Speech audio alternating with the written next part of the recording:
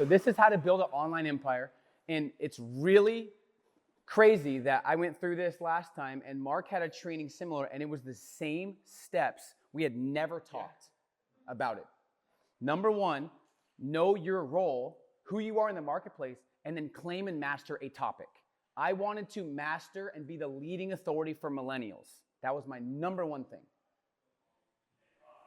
He wanted to be what? Personal branding. That's what he wanted to do. So he claimed and mastered his topic. Same with me. Most of you guys haven't chosen and claimed and mastered, like, this is my freaking topic. Health, real estate, business, whatever it is, claim that. Second, you have to pick and clearly define who your audience is. Target audience. What are their biggest, like, fears, ambitions, problems? Here's marketing in a nutshell. What are they laying in bed at night thinking about? Where's the next check? Like, what are they, exactly. So what are they thinking about, right? So that's number 3. Discover your audience's problems. And most people stop with problems. That's old marketing. New marketing is figuring out their problems and their biggest ambitions. So here's where I'll give you an example. Because I'm very compassionate, I believe I value impact over income, which has made me a lot of income, but I value impact over income. So when I used to do a lot of my ads, I'm like, if you want income, if you want impact, this is for you. We did a survey with 500 super sharp entrepreneurs, and I put in order, what's most important to you? Impact, income, family, flexibility, money, autonomy, all these things. Guess what was dead last in every survey? Impact. Dead last. So I'm sitting there, and these are people that make 80K plus. What was number 1 for them? Autonomy and flexibility. Number 2 is family. So I'm sitting there like, you want impact? And they're like, not really. So my ads were converting. I believe it's because of the passion, but they weren't converting at a high level. I didn't know my audience. They want money because they have freedom that comes attached to it and autonomy to see their family. So our new training is what? How to grow and scale your business to achieve more autonomy and freedom than ever before. And it hits all of their hot buttons. See the difference? So I used to guess. Now, you guys probably value impact, but when you really think about it, you might not, right? So I could be a rare breed. Mark, same way, values impact, but not everyone does. Then here's a big, go ahead. How do we find that out about our target audience? Ask them. Yeah. I gave you the survey. Oh, yeah, okay. Gotcha. Use the same exact survey. I have a survey that took us a long time to figure out. I can give that to you guys, yeah. No. I haven't really given it out. He asked, I gave it to him.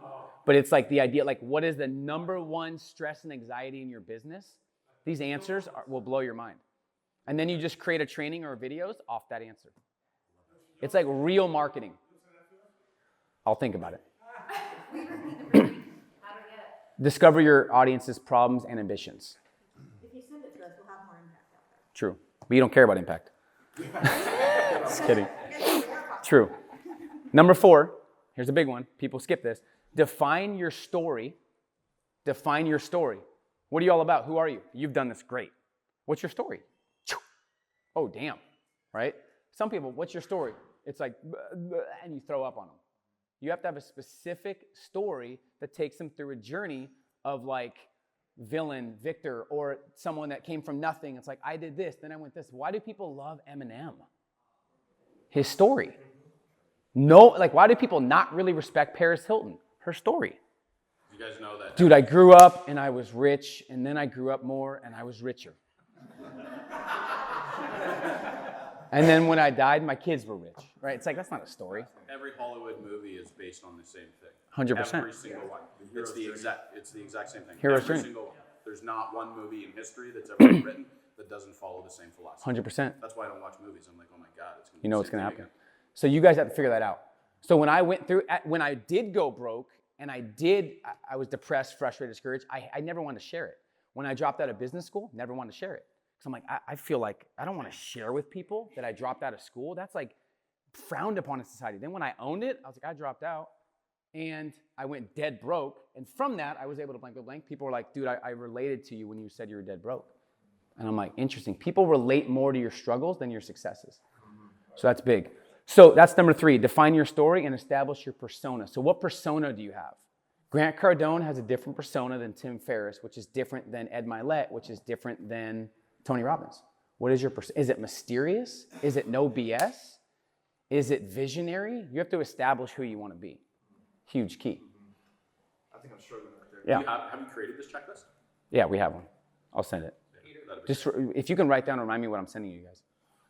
The survey and stuff. Like in our space, the hero's journey story is really, really pimped out, right? It's totally like people who didn't actually go through it use one. How do you, like, I think I have a legitimate hero's journey, but how do I put it out there and not sound like just another guy? Understand your audience better and relate to your audience more than everyone else does. Because if you have a hero's journey, but you don't understand or relate to your audience, they don't care about your hero's journey. Right. So that's how you can differentiate, is really understand your audience. The reason why I chose millennials or people that are younger is because I led a group of them for 7 years. I was a millennial, and we were one of the top millennial performing teams in our company's history. So I understand how to get their hot buttons. And we would take kids that have no, like rough kids that have no one believing in them, that were from the roughest area, they have no resources, and made them thousands, hundreds of thousands of dollars. So I knew how to get their hot buttons, so I could relate to them like no one else could. I feel like showing up every day, talking the truth, talking no bullshit is a big positioning piece for that. 100%. But if you don't know who your audience is, then most people won't relate to you. If you don't see your numbers growing on social media or on Facebook Live or on podcast, then you're not really getting controversial, or you're not polarizing enough. If your numbers are staying the same, you're saying the same stuff. You do one controversial video, watch your things go up. It's funny, when I post videos on my account, it's like 95% love. If Entrepreneur shares it and there's 200,000 views, there's a bunch of hate, which I love. It's like, who's this entrepreneur? It's like... Is there a do not go zone for creating controversial stuff? I mean, political. I don't really go political. I don't do, I don't downplay specific things. I just speak my absolute truth. Like, I have people all the time that are older, 50, 60, 70. Why do you discriminate against old? Like, why do you only focus? I'm like, I don't. I help everybody. I've just noticed that if you're older, you're way more stubborn and you don't want to grow. You don't want to learn or invest in yourself. So I'm just calling it how it is. I have a lot of people in my academy that are 60, 70 years old. We had someone join that was, how old is he? 88. He joined the academy. He's fired up. 88. So I don't discriminate at all, but neither does success. And if you look at the numbers of people buying up real estate, the new multimillionaires, it's like 17%. I don't know what the stat is, but a lot of younger people are buying it up. The number one market in Mexico and Tulum is millennials buying up real estate. The number one growing population in the United States of America, which is 25%, is millennials. Yeah. And they're making money. 80 million people in the United States are millennials. So that's what I believe. So I'm just going to share what I believe, right? And that's a huge key. So establish your story. Here's the big one. Create a solution that gains the market's trust. A 7-day challenge, a blueprint, a video series. The ebooks played out. What we did a year ago research-wise, the best thing right now to share is a blueprint. That's something that's getting a lot of buzz. A challenge is good too, but a blueprint. Would you share that? Opt in. Would you have them opt in and they get the email from that? Or a text message. Give it away for sure. Like on the hearts, Cody Sperber's a friend of mine. He's the clever investor. He's not boosting really anything, and he's making 15 to 20,000 a month just from YouTube, just from one blueprint he gives away about real estate.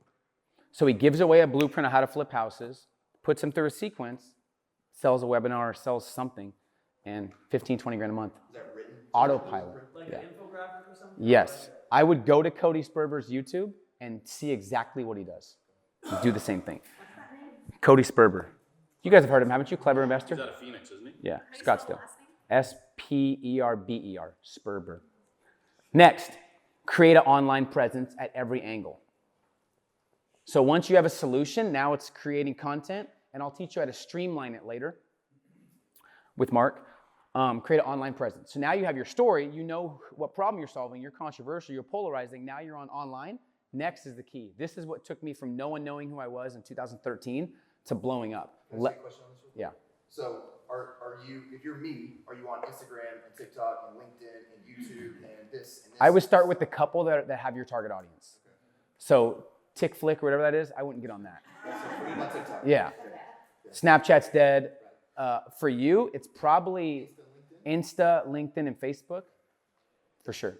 And then you can slowly go to that. But TikTok's for like dancing and stuff, right? I don't know what that is. And video, like, show. Yeah. That's probably not the real estate guy that's going to sell $1 million. So create an online presence. A lot of you guys have that. Leverage other people's platforms. So when Grant Cardone shared my stuff, when Ty Lopez shared my stuff, when I reached out consistently to these people and I did an interview with them and they shared it, I'm like, wow. I got a partnership with an entrepreneur, they shared. So you'll never reach a high level of awareness and eyeballs by yourself. It's impossible. You could hit it once with a viral video, but if you just keep shooting for viral videos, that's not a smart marketing tactic. So leveraging other people's platforms, podcasts, make a target list of the top publications you want to be in, make a target list of your top podcasts you want to be on, make a target list of your top interview people that you want to interview, and then we can help you with an approach. Next, post and promote free content that solves problems consistently. So post and promote free content that solves problems. There's a lot of different content. I like to do value-based content mixed with tactics. Hey, these 6 steps, mixed with inspiration, mixed with lifestyle. So tactical and valuable content. It's like, hey, do these 4 steps if you want to make 6 figures in 6 months. Here's the 3 steps to knowing yourself. And when you know yourself, you don't take opinions and you become bulletproof. What's more important than personal growth is knowing yourself. If that's the title, they're like, I've been investing in personal growth. I don't know myself. That's why I'm struggling. Mastery versus overload, right? So you have to have 5 or 6 things that are yours. I have the know yourself. I have mastery overload. I have 6 months to 6 figures. I have all these things that I've coined that I talk about. Circle of influence, networking, right? So I could rant on any of those at any time. So have a couple of those rants and riffs that add value. So post and promote free content consistently that adds value. Don't just do business stuff. People won't follow you because they're like, this guy's all about business. Do business stuff. A big key that I've realized is the journey. So this is the journey. I'm not where I want to be yet, but I invested in this mastermind in Beverly Hills and it's totally transformed my thinking. I can't wait to share it with you guys in the next coming weeks. Make sure you guys turn my post notifications on. I'll be sharing a lot. You guys don't have to pay the blank. I got you. This is the journey. A lot of people have got famous from sharing the journey of like, I'm going to share the journey of traveling all of the US, 50 states on $100. I'm going to try to do this. I'm going to try to make $100K from a charity, whatever. People love following the journey. So if you can document your journey, even if you're like, right now, I'm dead broke. I live in my mom's basement, but I'm going to document how I'm going to make 6 figures and you guys are going to be with me.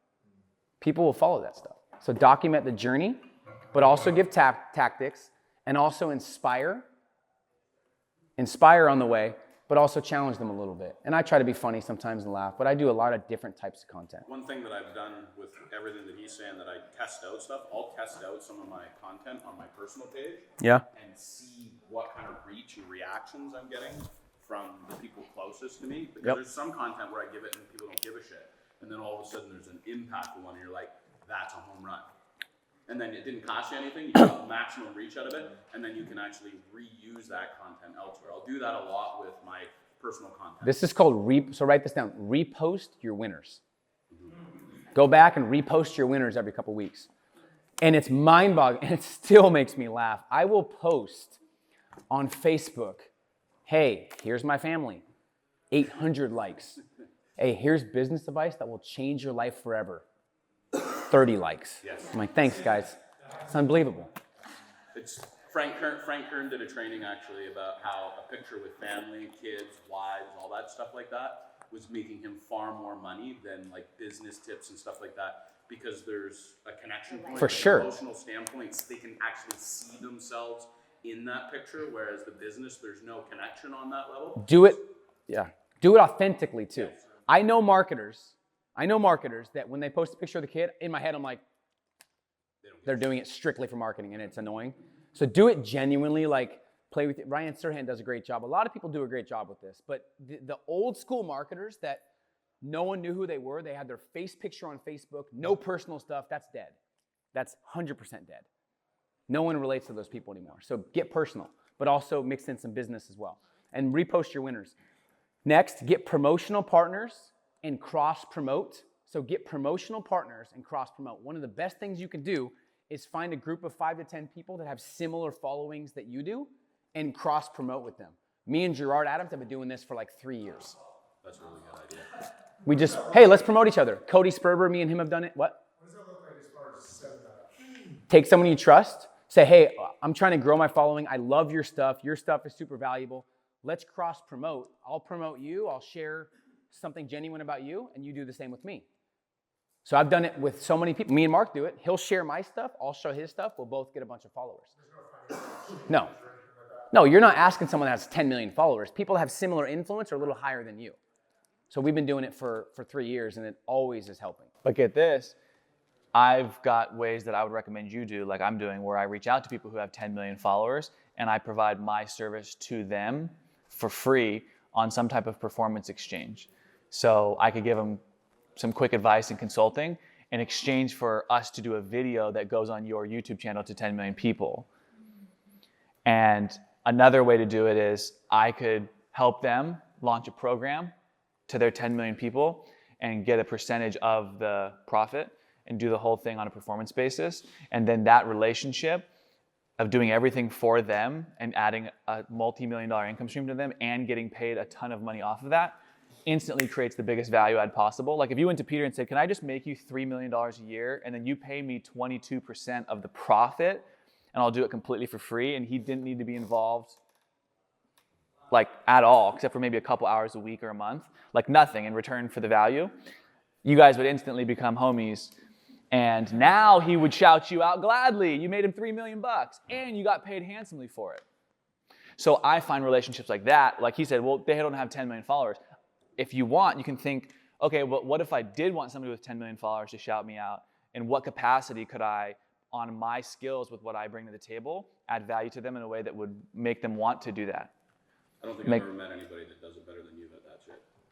You and the value of getting people to do stuff and see stuff is crazy. And I'll play the long game too. I'll be like, you're going to promote me. It's just going to take me 12 months to get you to do it for free. Has everyone got that? So that's the 9th step. So I have to add that much value. get promotional partners that promote you, and have a group of probably 5 to 10 people that are similar to you that you guys always are cross-promoting, so you're raising your influence that way. And the last step is just turning your supporters and followers and believers into raving fans and customers, and then just exceeding their expectations. We talked last mastermind, how you do that is consistent value every single week and month, consistently, to where they know that you're always growing and always challenging them and always getting better because you're always investing in yourself. So I do trainings every single month, probably for the next 20, 30, 40 years, and give value to my customers and to the people in my academy and people in my programs, but also for people that aren't in the programs. Do you do lives for that? Sometimes. Yeah, I do a live call every month, and then I do a millionaire guest speaker every month that's live. Okay. Every Do month. you give that free to your audience to the Zoom link? Or No, that's I just give, game we'll talk changers? about it. I give that to my game changers that pay me, but I'll take snippets of it and put it on Instagram, Facebook, LinkedIn, Twitter, social media, and streamline it Got it. to promote the academy. Peter, how do you repost your winners? Repost the winners the exact same way you already posted them. Just same photos, Same exact thing. write up everything, just Yeah. redo it? Not, this doesn't work as well for family. You don't want like, this is my daughter, she's 6. This is my daughter, she's 6. This is my daughter, she's 6. Now she's 7. Like, don't do that. But like the motivational, inspirational ones, she's still 6. Caption's the same. Yeah. I did a partnership with a company 6 months ago, and I just say, would you say I'm still comfortable with this, or just post the same? Depends on the context of it. Sometimes I'll say throwback to this time when. So then you're at least saying it so people aren't like, you're posting it again, Like which we talked something about. like that where you got that new company would be to go back and reflect about, hey, 12 months ago, you know, I was doing this, this, and this, and this, and today I just signed X. What an amazing experience! Just Yeah. shows, it goes to show that, you know, you're only limited by your thoughts, right? And then somebody will go, oh fuck, unlimited amount of share, right? It like ignites within them, and you just gave them a storyline along with it, so that it's contextualized. You just go, hey, you know, I just signed this company today, and put a picture of the company with your kids or something like that. They're gonna be like, Yeah, sure. get vulnerable and share the story. You're getting good at this, by the way, like better than you were. Real quick, hold on. So this is what you have to do. Sometimes you have to remind people who you are. So I'll randomly be like, I can't believe because Tim Ferriss shouted me out on his email list and made us probably 10 or 15 grand in one day. So I'll write and I'll share the picture of it. It's still crazy to me Tim Ferriss shouted me out on my email list. Like you'll be like, the interview with Grant Cardone was a while ago. You'll post it like yesterday and be like, Because I have an hour-long interview, you know how many 60-second clips that is for me to just be like, yeah. so just remind people who you are. It's good to be humble, but remind people who you are, like consistently.